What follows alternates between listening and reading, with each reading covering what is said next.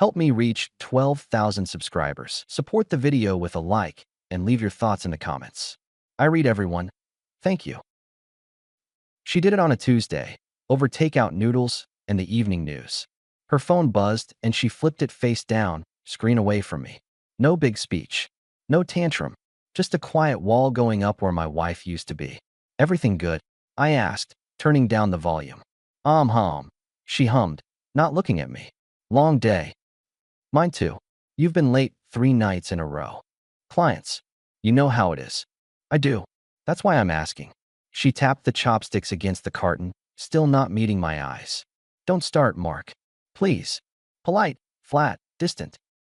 If I'd known where that little maneuver was headed, I would have stopped talking right there and gone upstairs to pack my backbone first. The next morning, I set 2 mugs on the counter.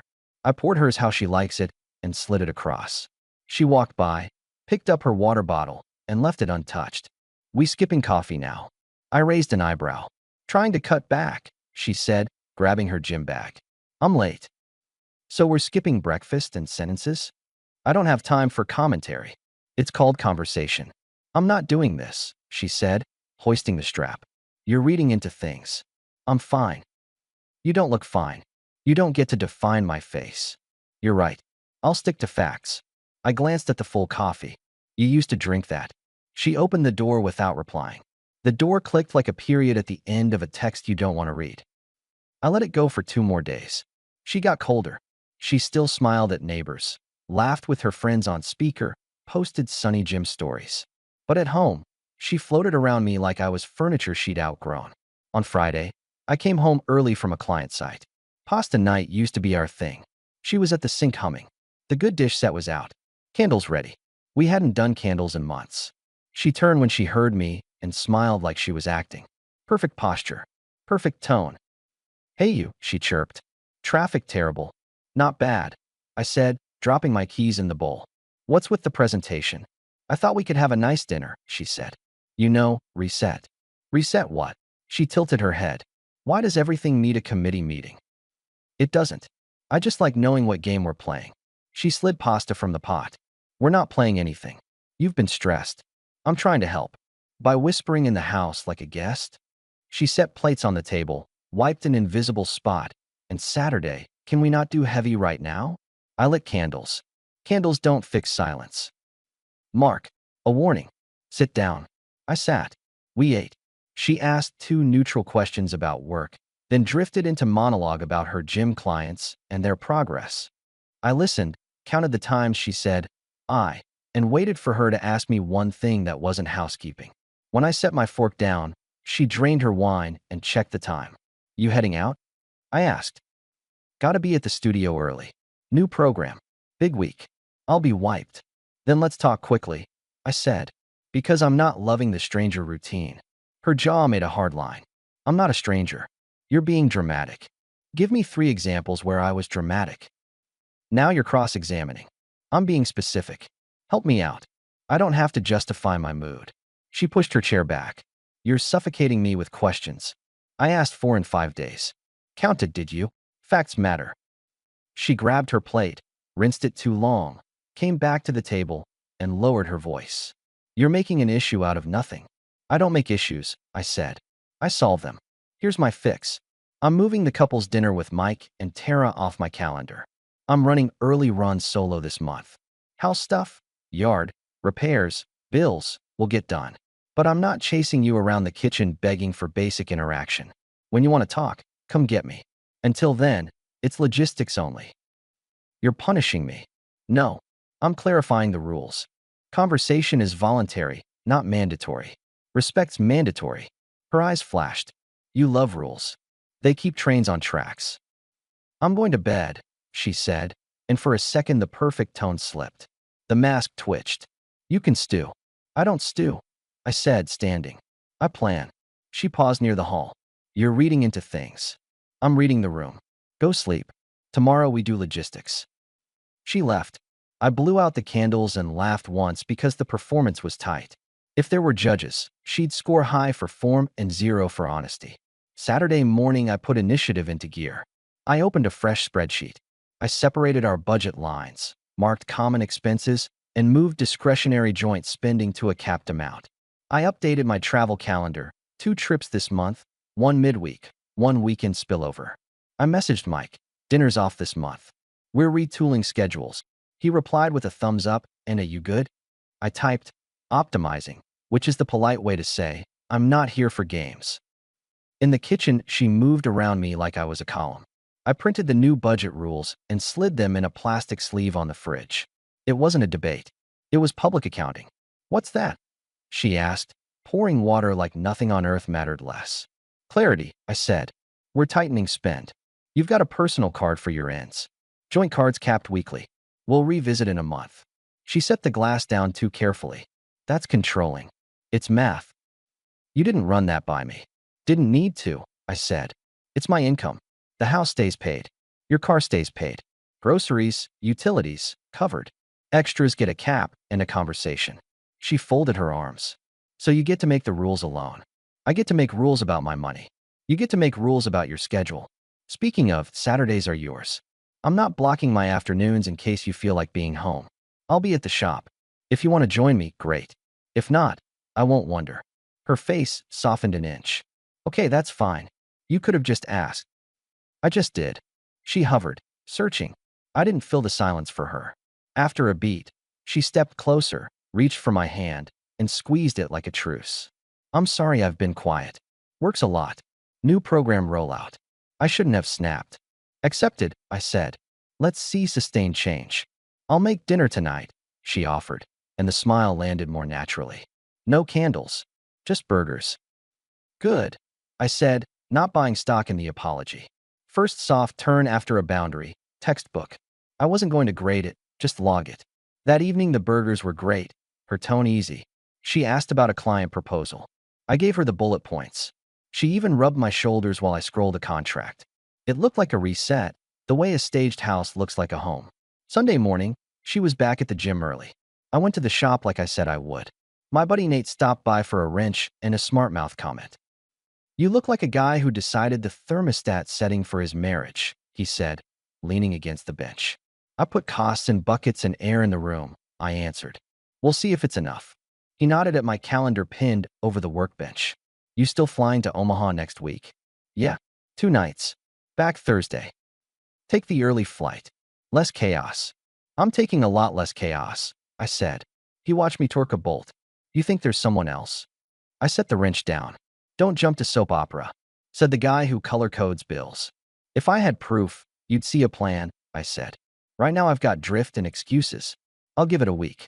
If the drift keeps drifting, I move from rules to data. Data, he repeated, smirking. You mean you're hiring a pro? Maybe, I said. I don't accuse. I confirm. Cold, he said. I like it. He left me with that. On Monday, I watched her move through our home like a tenant. She was extra nice, which was almost worse. Sweet texts at lunch.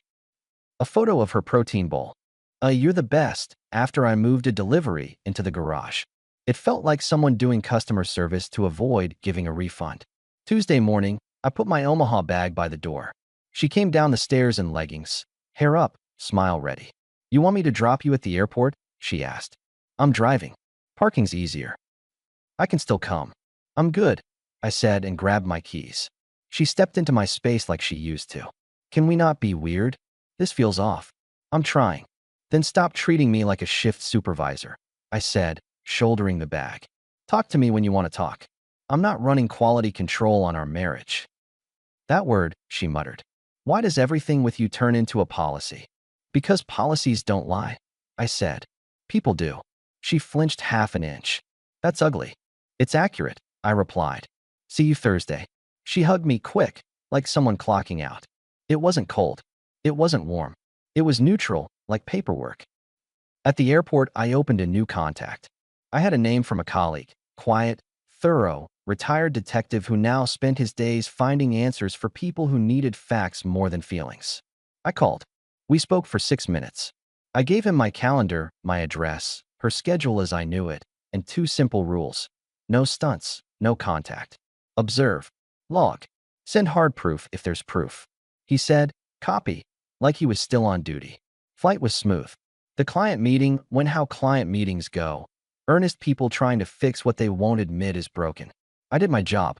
That night, I ate soup in my hotel room and watched the ceiling fan because the TV felt too loud. At midnight, my phone buzzed. The detective texted a photo from my driveway. Her car. Another car. Not a neighbor's. He added timestamps. Then a still of my porch camera, two figures going in late. One of them was a man built like a fitness poster. Even blurry, I recognized him from her gym's promo photos. The same jaw, the same haircut, the same smile I'd seen on a banner by the highway. He was carrying a duffel like he'd been there before. The message under the photos was clinical. Second night in a row. Same man. In and out through the garage. Lights on late. No leaving till morning. Another text. Full name confirmed. Address attached. Married. Wife's name and number supplied. My chest didn't tighten. My hands didn't shake. That's TV. What I felt was clean. Like the noise dropped out of a crowded room. I scrolled again, looked at my door, my house, my life, and how small I'd let it get under someone else's performance. Anger checked in, sure, but it brought focus, not fog. I thumbed my wife's contact without thinking why. The call rang once, then went to voicemail. I hung up. Tried again. Straight to reject. A text popped up from her a second later. You can stop calling for 2 hours? I'm busy. I set the phone on the desk and laughed out loud. Busy. I stared at that word for a full minute like it had a pulse. Then I did what men like me do when the room finally stops lying to them. I wrote a list. 1. Call my guy at the bank at opening. Lock accounts to my single authorization. Freeze cards tied to my name. Leave the household auto pay alone for the moment to avoid drama with the lights. 2. Email my lawyer friend. Not to rant. To ask for a clean, fast path through dissolution. No mud. Just math. 3. Stop calling my wife. She knows how phones work. If she wants to talk, she can try later. I'm not chasing someone else's calendar. 4. Share data with someone who's earned the right to see it. I looked at the trainer's wife's number. I didn't love the idea of dragging a stranger into my personal mess at 1 in the morning. But I'd just been ordered to be silent for 2 hours in my own life. New rules. I called. It rang long. A groggy voice picked up. Hello. Is this Lisa? I asked. Yes. Who is this? My name's Mark. We haven't met. I'm sorry for the hour. I have information about your husband that I would want if I were you. Silence. Then a wary edge. What exactly are you doing calling me at 1 a.m.? I have photos, I said, of him at my house. With my wife. 2 nights. He told you he was traveling. He's not. That's not funny, she shot back, awake now. I'm not trying to be funny. I forwarded the photos while I kept my voice level. Check your messages. I'll wait. I heard the buzz through her speaker. A few seconds. A gasp she didn't try to hide. She stopped. That's your address? Yes. And your wife? Yes. Where do you live? She demanded. I told her. I'm 20 minutes away, she said. I'm getting in my car. Lisa, I said, and she paused. Be careful. I have a detective watching the house from the street. He won't intervene. I won't be there. This is your decision. She exhaled like a decision just snapped into place. He told me he was in Phoenix teaching a class. I figured he told you something. I didn't push. Do you need me to send anything else? I have what I need, she said. Thank you. She hung up. I put my phone face down and stared at the blank hotel art until my eyes hurt. At 2:10 a.m., the detective sent me one more photo. Lisa on my porch, her jaw set, the look I recognized from people who've hit their personal ceiling for nonsense. He added, no contact, per your rule. She let herself in. Raised voices inside. Man left in sweats. Wife crying. No police. I remained out. I didn't reply. I didn't need play-by-play. I needed morning. At 8, I called my guy at the bank. He'd known me 15 years. Mark, what's up so early, he asked. I'm adjusting access, I said plainly. Freeze all personal cards that carry my name. Leave the household auto pays. Set a flag. Any manual withdrawals require my voice authorization only. You want to? Yes. Now. I'll come in Friday to sign whatever I need to. Everything okay? It will be, I said. Do it. I hung up, emailed my lawyer friend 2 sentences and 3 bullet points. He replied in 12 minutes with a call time. I took it from a quiet corner of the conference room. He asked a few clean questions. I answered without emotion. He said, we can file electronically. You'll need to sign a few things when you're back. We'll keep it simple. Keep it fast, I said. He said, I'm sorry. I'm not, I replied. I'm done. My phone lit up around noon. Her name. I let it ring. It rang again. Then a text. We need to talk. Call me. I put the phone in my pocket and went back to work. 30 minutes later, another one. Why would you humiliate me like that? I typed nothing. At 3, she shifted tone. I'm sorry. I'm overwhelmed. It wasn't what you think. Can we just speak, please? At 5, she took a sharper swing. You had no right to freeze cards. That's abusive. I moved my phone to airplane mode, finished the meeting, and only switched it back at 9 that night. A stack of messages waited. Apologies, accusations, a recorded voice note where she breathed into the mic and asked if I wanted to destroy 10 years over one misunderstanding. She didn't define the misunderstanding. The script usually doesn't. I slept well for the first time in a month. At 6 the next morning, a final ping from the detective. No overnight mail presence. Wife left at 5:40 a.m. in gym gear. House quiet. At 7, she called again. I let it ride. She texted, "This is ridiculous. Stop punishing me. Call me." I put the phone on the desk and typed my one message, slow, so I wouldn't punch. You asked for 2 hours. I'm giving you until I get home to pack your things, leave my house, and lose my number. There's nothing to discuss. You made your choice. I sent it. Blue delivered. Read. She didn't reply for a full hour. Then, you're cruel. You don't throw away a marriage over scheduling. We can work on this. I didn't answer. At noon, if you do this, I'll make sure everyone knows how you are. At 2, I'm sorry. I lost my head. I'll fix it. Please pick up. At 6, I'm at the house. We need to talk face to face. At 9, okay. You win. I'll go stay with a friend. Can we talk tomorrow? I'm scared. I turned off the screen and watched the ceiling fan again. The rest of the week, the pattern stayed. Her pushing every button in reach, me not being a control panel anymore. Each apology came with a hook. Each threat came with a promise I didn't care about. I moved my energy to logistics, documents, signatures, updates. Thursday afternoon, I pulled into our driveway. The house looked like a wide-eyed dog that didn't know what it had done. The first thing I noticed was the echo inside. Not because the furniture was gone, most of it remained. But the curtains were missing. Every one. Rods still there like arms without sleeves. I stood under the blank window and laughed from my belly because the detail was so dumb and so honest. 10 years together, and she'd taken fabric like it proved a point. I walked room to room. Closets thinned. Drawers half open. A few photo frames turned face down. In the hallway, a note in her neat hand. We need to talk. Don't do anything drastic. I still love you. I set it carefully in the trash. I opened the fridge. Empty, but for mustard and a bottle of seltzer. On the counter, a stack of mail. On top, a plain envelope. Inside was a receipt for a storage unit and a scribble. Just until we calmed down. I don't calm down into lies. I called my locksmith, scheduled a rekey for tomorrow. I messaged Nate. House is a wind tunnel. Come by at 6 if you want to hear the story. He wrote back 3 words. You're cooking steaks. At noon the next day, my phone buzzed with a number I didn't recognize. Hi, a careful voice said. It's Lisa. Come by, I said. 4 o'clock good? Yes, she said. I baked. I didn't know what else to bring. Pie's perfect, I said. Doors open. At 4 she stood on my porch with a foil-wrapped dish and a tight smile. Early 40s, strong in the way of someone who takes care of herself. Not to be seen, but to stay sane. She stepped into my echoing living room and took in the naked windows. She stripped the curtains? She asked. Every one, I said.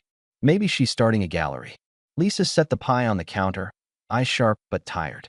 I'm sorry. For all of it. You don't owe me an apology, I replied. You didn't do anything to my house.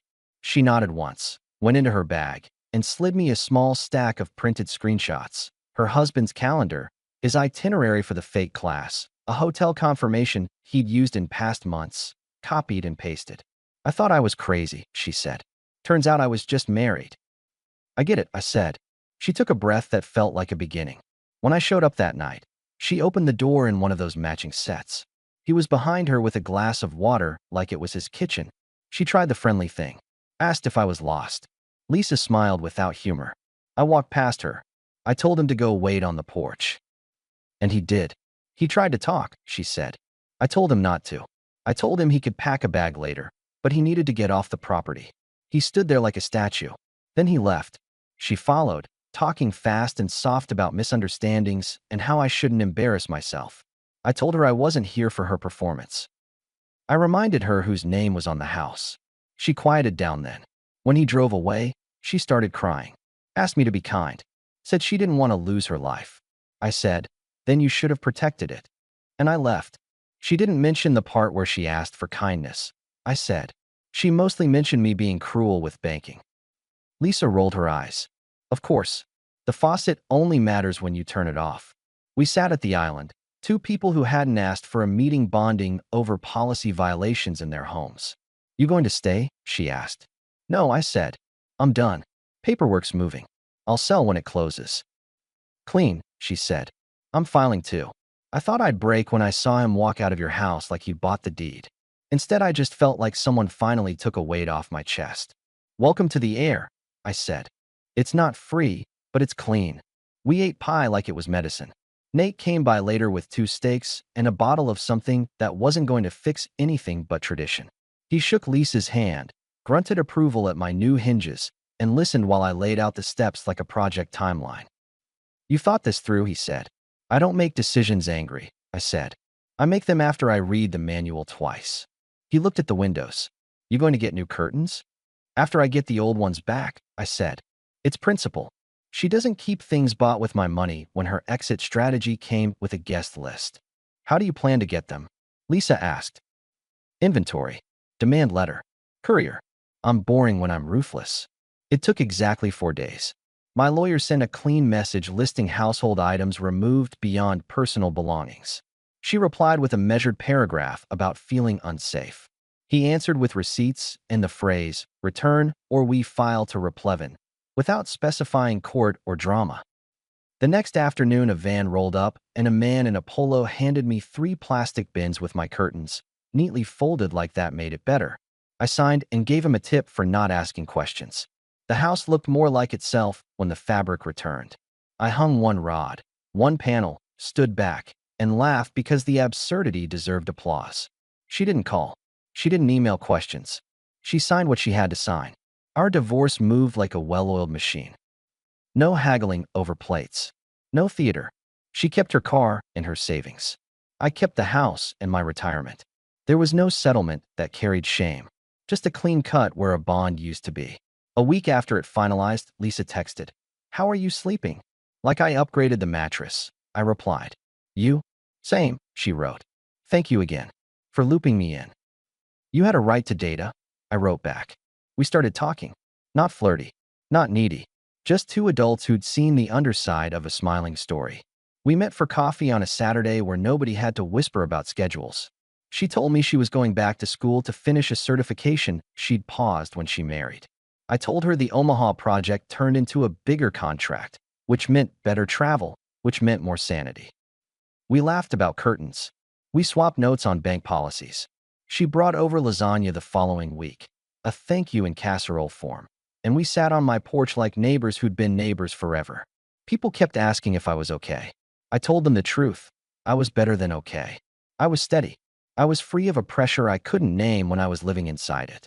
And I was done explaining my life to someone who treated me like a meeting she had to survive.